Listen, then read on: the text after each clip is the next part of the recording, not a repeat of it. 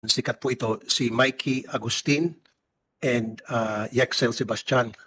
Daan-daan libong milyong piso na, hundreds of millions of pesos na po ang na-scam nila ko. Gusto ko pong madagdagan sana ang budget ng NBI. Huwag sana magalit yung DA kasi during the last hearing, napansin ko meron silang 50 million confidential funds, 50 million pesos. Tinanong ko, para saan itong 50 million saan gagamitin? Ang sabi ng taga-DA, to go after smugglers. Sabi ko, to go after smugglers, nandiyan naman yung customs, nandiyan yung NBI, PNP. Hindi masagot. So siguro, Mr. Chair, I'm proposing na medyo pumitas tayo doon sa budget ng DA sa confi funds. I-transfer natin ilan doon sa NBI. Siguro, distribute natin. PNP, immigration, I don't know, nasa discretion niyo po yun. Pero para saan kasi, really, it doesn't make sense na yung DA magkakaroon ng confidential funds.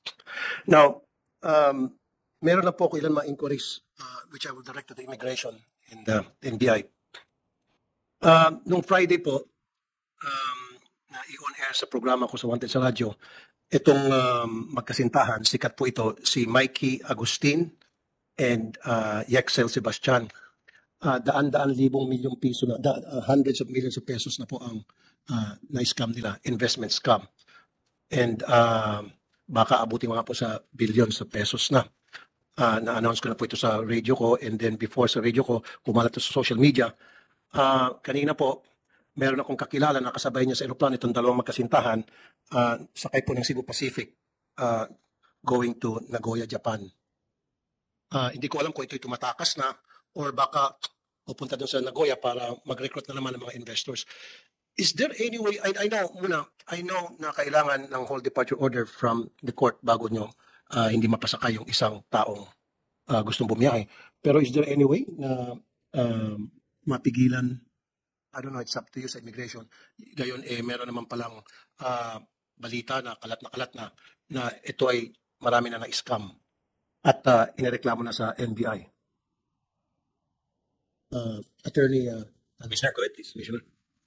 Good morning, Mr. Chair, Senator Tolpo. With the permission of the Secretary.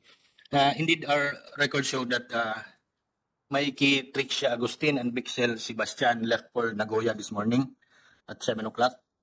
And based on our records, the two subjects have no whole departure order. And in fact, they have no derogatory record based on our database. Other than a whole departure order that can be issued only by a regional trial court upon a case filed, the Department of Justice can also issue an immigration lookout bulletin, but there must be a complaint already filed with the prosecutor's office, or a precautionary hold order can be issued also by the court upon filing of the criminal complaint with the prosecutor's office. So, as of now, we have no reason to hold the departure of the two subjects. Okay, ito sagot ko kay Secretary Remulla kasi many years ago, I know na yung Secretary ng DOJ pwede mag-issue ng whole departure order, if I'm not mistaken, Secretary Remulla, upon the recommendation of the NBI dahil meron ng case na i-file against kung sino man yung mga tao na i-file po sa kanila. Sir, ang pwede lang ho namin gawin ay lookout bulletin lang po. Nagkaroon po ng kaso ito nung araw, nung panahon ni Secretary De Lima. At dumating po ito sa Korte Suprema. At hanggang lookout bulletin lang po ang aming pwedeng gawin. Kasi yung right to travel po yung ating titingnan. Ngunit kung gagawa po tayo ng batas na magkakaroon po tayo ng ibang pagsusuri sa mga taong may kaso o dapat kasuhan, ay maaari po nating panghawakan pa yung mga tao. Pero sa ngayon po, kailangan igalang po natin yung right to travel sa saligang batas. Tama po. Kanina kausap ko nga po yung Legis group ko para pag-aralan yung possibility na kapag halimbawa putok na sa social media, putok na sa buong bansa na ito'y marami na naloko. Siguro payagan yung Secretary ng DOJ na magpalabas ng whole departure order kasi yung pagsampa ng kaso sa piskal, mahabang proseso yan, Mr. Chair, and then i-refer papunta sa judge, matatapos na nga yung manluloko. Another example here is, ito pong si Ninya Mabatid, ito po ba nasa radar nyo, Atty. Chansin ko, and then si NBI, kasi ang dami na rin po naman reklamo dito kay Ninya Mabatid. Yung kanyang style ay maghikayat siya ng student visa papunta ng Canada para ma-circumvent niya yung illegal recruitment, anti-illegal recruitment law natin, pas masok na ito ng ibang bansa, papunta ibang bansa, hindi natin siya papipigilan, pupunta po ito ng Hong Kong, Dubai, doon nakapag-recruit ulit siya ng mga OFWs at naluloko, so patuloy siya nakapag-recruit So, ito ba'y nasa radar nyo? Itong si Mabatid, and are you not doing anything na para makipag-coordinate sa NBI o sa DOJ? Yes, Your Honor. We are closely coordinating with the Department of Migrant Workers on this particular case. But again, we don't have the ground to hold him, hold her, because there's no hold departure order issued by the court. But in cases where he recruits passes through immigration, we examine or assess thoroughly the passengers, and sometimes we intercepted some of the recruits.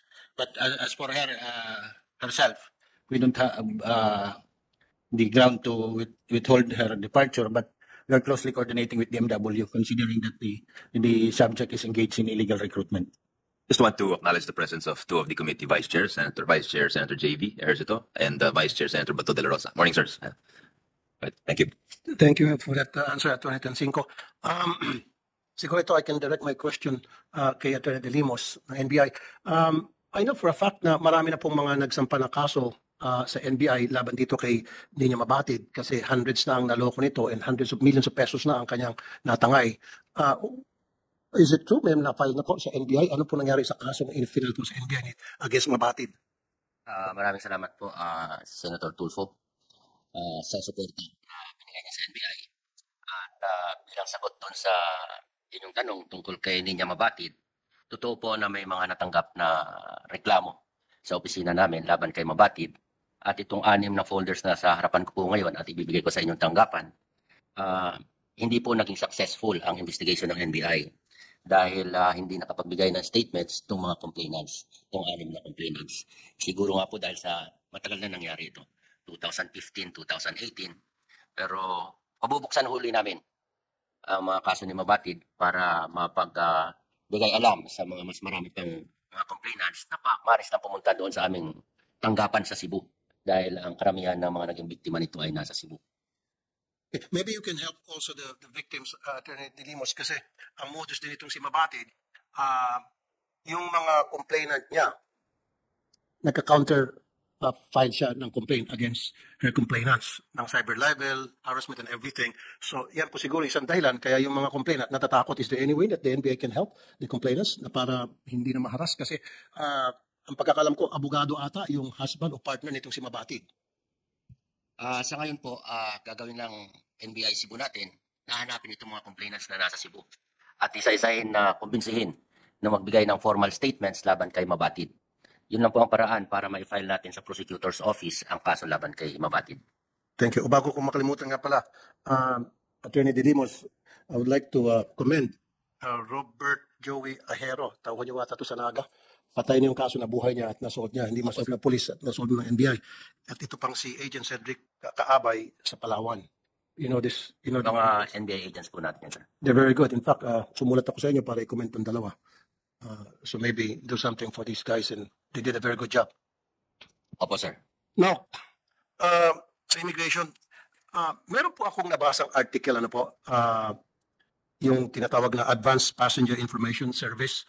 What it is yung member countries connected sila sa isa't isa.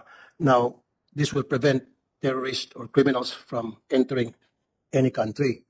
So, alam mo, from point A to point B, nasa point A si undesirable passenger, papuntang point B, dahil nasa AP siya, matipigilan yung pagpasok niya. So, do we have this kind of technology sa Pilipinas?